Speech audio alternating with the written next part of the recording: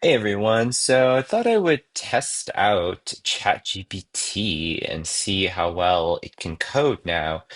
I had a coworker tease me because he thought a component I wrote was like ChatGPT because I had inserted some comments into it, some JS doc comments, and that's fair grill. I did not use AI to write the code, but I am curious to see how accurate things are nowadays.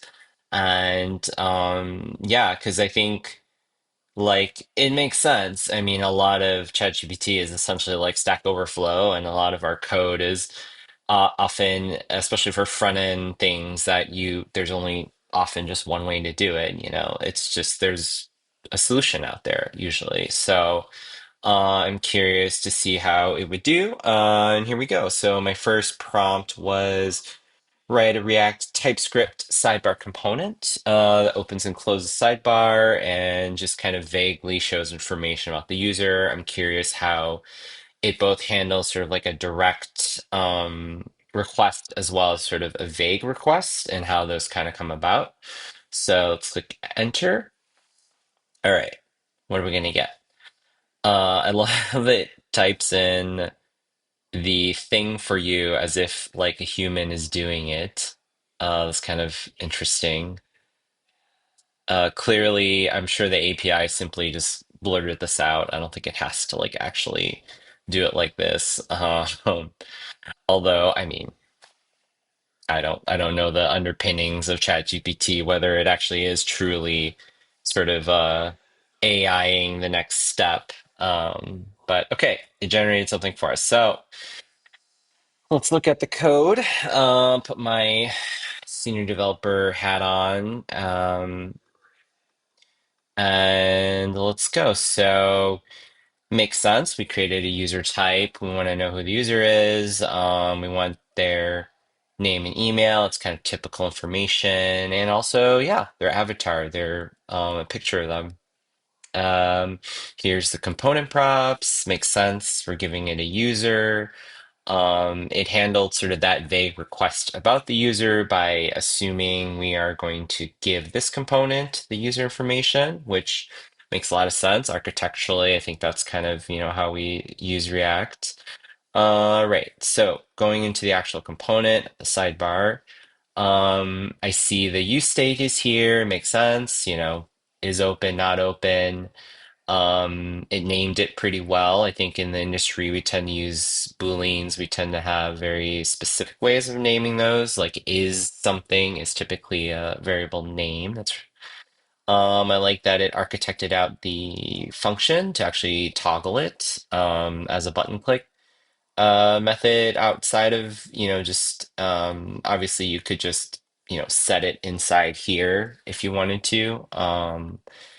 That's good. And then as we get into styling and looking at sort of the actual component, yeah, makes a lot of sense. It's already presuming that we want to treat the sidebar as sort of something that will visually sort of change.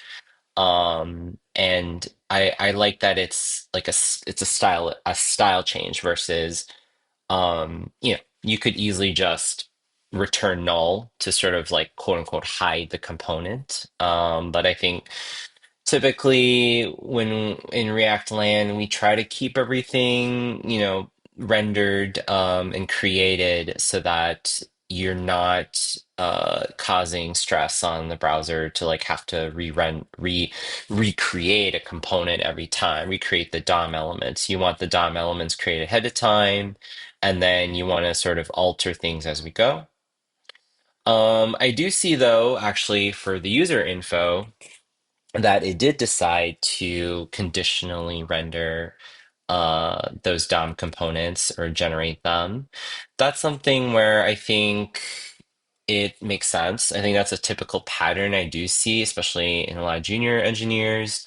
But I think I would push for the user info is something we for sure want in the sidebar. So I wouldn't necessarily conditionally toggle it to a like a UI thing. You know, if anything, I would tie it to did we have the user? I don't know if I can type. Oh, I can. So like if, you know, if user exists, then go ahead, give me that first, you know, creation of of these elements. And mo- and yeah, I'm already seeing there's kind of an error here because I think contextually we would say, well, a sidebar, you know, if we're using CSS to hide it, then open close would just hide the thing, right? So there would be no reason to conditionally render the remaining elements as tied to that component. Um, yeah, and actually, even as I say that, I recognize, well, there could be a performance thing where maybe when you close the component, you, for some reason, want to save the browser some rendering time because in this architecture of this component, it'll always continue to update even when the parent is rendering. So, you know, all these things are going to get re-rendered, retoggled, whatever. So maybe there's something to be said by, you know, you've hidden the component visually, but you also want to sort of quote unquote hide it from the browser's performance by essentially conditionally rendering things only when it's open. I don't know. I don't think so. Personally, I think Chrome and all the, you know, browser, you know, browser, the coders who do deal with browser, I think they've optimized things where if you don't see like the element on the screen, you know, in general, it doesn't try to like paint it because if it's not in the browser window, why would it paint it? So anyway, but that aside, in general, I wouldn't tie it to is open. I probably would just tie it to use user because that's sort of the, you know, that determines if we can use all these. And of course, user, again, there's another slight error. Maybe is that user is um, conditional. Oh, sorry. Uh, well, I guess only avatar is an optional property of users. So like this should probably have like a optional chain so it doesn't do that. Or actually, this should be wrapped in like user avatar because this one would definitely not make sense to try and render something. Oh, sorry, I see they're using a placeholder. So in the case of using a placeholder, sure, I think then this would be fine. Um, but yeah, cool, cool. That works. Looking at the styling now.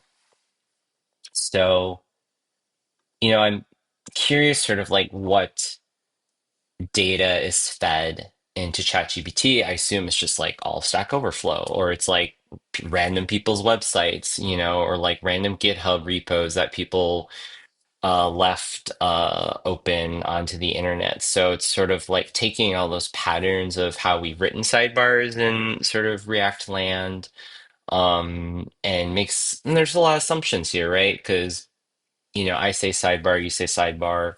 What does that really mean? Is that like, yeah, is it a fixed component that sort of pops in from the right or the left? Or is it something that is always like fixed on the page? Like it's, you know, it's always there and it hiding it is you know, in place versus sort of like a UI sort of coming in from the right or from the viewport, let's say. Yeah, and then sort of like what are sort of our industry assumptions about like what should a sidebar you know, what is the width? That's a very like specific, you know, 250 pixels is a very specific number, and that's because I think, you know, for the lifetime of the way we've been doing React, or that, you know, the a lot of the component libraries that have given us sidebars, I think, are opinionated that, yeah, 200, 300 pixels, I think, are is typically like something that is quote unquote a sidebar, meaning it's like coming out of the side of the page, and it inhabits somewhere between 1/5 to like 1/4 of the page. Most people's browsers like 1400 pixels, so that's, basically a fourth, or a fifth, and I think that makes a lot of sense. I love that it gave some coloring, very arbitrary. F444 is basically white, but like off-white. So I don't know if maybe like this ChatGPT sidebar is F4 because I can see that's like slightly gray. So maybe there's some of like ChatGPT's preference injected into here. And I love that it gave some animation. So like it's telling us that it's going to transform. Um, it's going to do a transition upon the transform, only the transform, and gives us like a nice sort of ease in out. And point 0.3 seconds, 250 milliseconds, I think is like the previous, like, this is what users expect. It's like not too fast, not too slow. There was sort of a website that did a study of that. Here, I'll make the size slightly bigger. So, that makes a lot of sense. Maybe it ingested some of that data. And let's see, sidebar component open. So yeah, here we're visually hiding the sidebar by translating it to X. And I think -100% would mean it would go to the right. And we're going to test that out in a little bit here. So yeah. Oh wait, or maybe it goes to the left. I think to the left, because 100% to the right would be positive 100% would push it to the right, I think. So this might go to the left, which would coincide with ChatGPT's implementation of sidebar, maybe. Toggle button. Yeah, I like that. Interestingly, it assumed that the toggling happens within the sidebar, which might be a little confusing, right? Because if we're toggling within something that's going to hide, then the thing's going to hide. So I'm curious to see what'll happen. Um, I'm seeing this interesting thing, transform translate X -50%. So it's not, the toggle button is not fully going to hide. So maybe it'll kind of stay, once the main container has moved. But again, that's kind of a not great pattern in the sense of like, it's a little loosey-goosey with the fact that it's still inside this container. So that we're allowing it to sort of like sneak outside of the actual parent div is a little not great. Um, Everything else looks kind of good. So, okay. All right, we're going to take this component and put it in this code sandbox and see how it works. So, good job, ChatGPT. Thought I want to write a new component, so you did that. And I can remove that boilerplate and just declare the component here. Obviously, we need to import anything missing. Makes sense. Cool. Open Sidebar. What's going to happen? Oh, before we do that, well, I'm actually curious. Nothing, because we don't have styling. So let's also grab the styling, which is actually kind of very important. And let's see if this is actually going to comments it. Cool. Ah, okay. Interesting. Oh, okay. Kind of tried. Did his best. Um, I love how it's interesting. I'm already seeing like, why is this button, not even before the fact that it's like not quite aligned. Like what, like why is it a few pixels, removed from the top, right? And let's zoom in because it's like hard to see probably. Um, yeah, like why is it a little bit from the top? And like the last time I've seen that pattern is typically that um, a lot of dashboardy type apps tend to have a little like toggle to collapse the sidebar. But it's like a very hidden UI. It's not like a very explicit one. So really, this would actually should be represented by like a tiny button, probably is what it usually, or like an arrow. So if it was like, see close sidebar, where we close open sidebar. So let's get rid of the text. Just making an X, or even, let's see, can I remember how to do a left arrow? So yeah, I think this is kind of what it originally is. And even actually, we should make it so it's so close sidebar is like, yeah, where that's close. So is this gonna let me? Might have to do this. Oh, oh, I might have to do because it's an HTML symbol. I think it has to like actually exist in the HTML. Rar, left or right. And yeah, there you go. It switches back. So I think this is kind of more what this probably originally was like they read some dashboard site that had this. And like, why is it blue? Like very specific color, and a very specific color scheme here, because like this blue, this sort of off gray, and then this really subtle shadow looks like very much like sort of a trend of styling uh, that's like slightly outdated, I would say. It's more of like when like Google Material Design came out, sort of maybe, even 5 years ago, like where everything was very clean, but we still kind of brought back some shadowing, some layering. Um, and then the use of color was very much to like pop things out. So like buttons were very poppy at the time. And it made the user really focus on things because often what this kind of reminds me of is like if there was a button here, some button, and then let's take this toggle button and let's just apply it to all buttons. Color white. Oops. Background none. Adding to, oops. Oh, border none. Yeah, like this is kind of what I remember. A lot of things. So there's like there would be a lot of text and then some like engagement button there.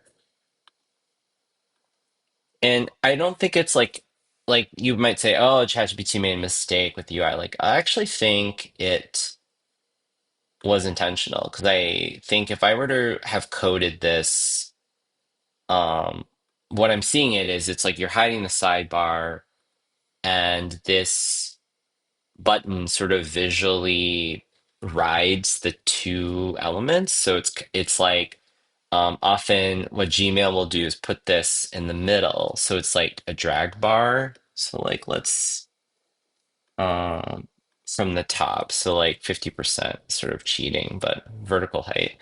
So typically that's here, right? And usually it's not that loud. It's usually like almost like very subtle blending into the background. And actually the color is often the arrow is what is the color like that. And maybe even like it's a button. And so like this is sort of your hider, right? And then you can see if you use an icon like an arrow, then it's clear. And you can also, and this is a cheat, by the way, if you use HTML symbols, you just make the font bigger and it looks like an icon. Um, let's change the padding to M so that it sort of more wraps around it. It's not quite level, but yeah, so you can see like the icon itself, even though it's like hidden slightly, it still communicates like, oh, there's something there, there's a tab. So I think it was very intentional that this thing is, yeah, translate X 50%. Because if it was just there was no transform, it would just ride outside of this, which would look kind of funky. And then the button click area would be very like it would just really stick out, I think. Because you want a minimum button click area, you know. And this also, this very much like says like, hey, this line is connected to this button, meaning like this is likely some kind of boundary or barrier. So when I click on it, this whole thing should be related and do something. And there you go. Ideally, maybe it should like kind of match the feel of it. So like box shadow, let's do ease. Probably not that thick. Yeah. Oh, ugly. Sorry. Very ugly. Or actually it would probably drop shadow to the bottom. So this is very kind of like slightly out of date styling. Um, yeah, so I don't know, good job to ChatGPT. I think did fairly good job. I think then it'd be up to the developer if they were like coding in this way to be like, okay, what else needs to go into the sidebar? And you know, maybe we can reverse some of these. Um, sorry, what am I doing? Here, we'll just bring it to the top. Actually, can I just repaste everything? Let's reset it. Oops. Um, so then I'm curious, like how it handled user, and we didn't really get into that. So let's pass in user. TypeScript did complain, but didn't throw an error. So I think that's just because the type checking is off right now, but it is complaining, so it's checking, but not throwing the error message. So I think we need a user. So we can just define it up here. Um, user, and let's see, user needs a name. So I always use Bob Saget. Sorry. I don't know why. It's just old school.